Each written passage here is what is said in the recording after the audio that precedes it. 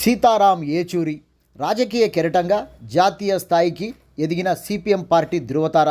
భారతదేశ రాజకీయాలలో ఎందరో తమ జీవితాలను త్యాగం చేసి ప్రజల్లో మార్పు, సమాజ చైతన్యం, జీవన విధానంలో మార్పుకే కృషి, అది ప్రభుత్వం ద్వారా చేయాల్సిన చట్టాలు, విధి విధానాలు రూపకల్పన, ప్రజల సంక్షేమం పై వారి ప్రధానంగా దృష్టి సారించడంతోనే వారిని దేశంలోని రాజకీయ పార్టీలు ప్రజలు ఎరుగని వారుండరు.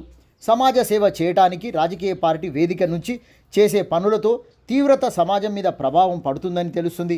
సీతారాం ఏచూరి చిన్ననాటి నుంచే రాజకీయాలంటే ప్రత్యేక అభిరుచి ఉండటం, ఆయన ఎంచుకున్న బాటలో అలసట లేని తీవ్రమైన కృషితో మండల స్థాయి నుంచి దేశ పార్లమెంటు స్థాయి నాయకునిగా, పార్టీ ప్రధాన కార్యదర్శిగా ఎదగడానికి ఆయన కృషి, ఏకాగ్రత, ప్రజా సమస్యల పట్ల ఇష్టం,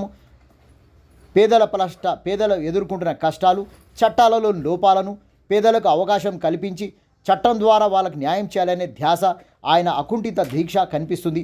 1971 సంవత్సరంలో students federation of India SFI విద్యార్థి నాయకుడిగా మొదలైన సీతారాం ఏచూరి జీవితం 1979 జవహర్లాల్ నెహ్రూ యూనివర్సిటీ ఆయన మొదటి మెట్టుగా చెప్పుకోవచ్చు. సిపిఎం వామపక్ష రాజకీయ పార్టీలో నాయకుడిగా చేరిన సీతారాం ఏచూరి నిజాం కాలేజీ విద్యార్థిగా కొనసాగిన జీవితం. జన్మస్థలం కాకినాడ, తండ్రి ఇంజనీర్, తల్లి గృహస్థురాలు. చిన్నతనం నుండి హైదరాబాద్లోని ఆల్ సెయింట్స్ హైదరాబాద్లోని స్కూల్లో విద్యాభ్యాసం. ఆయన అర్ధాంగిని జర్నలిస్టుగా ప్రముఖ పత్రికలలో పనిచేశారు. సీతారాం ఏచూరి ఊపిరితిత్తుల వ్యాధితో తీవ్ర అస్వస్థతకు గురై All India Institute of Medical సైన్సెస్లో చేరి కాలం చేయడం దురదృష్టకరం, బాధాకరం.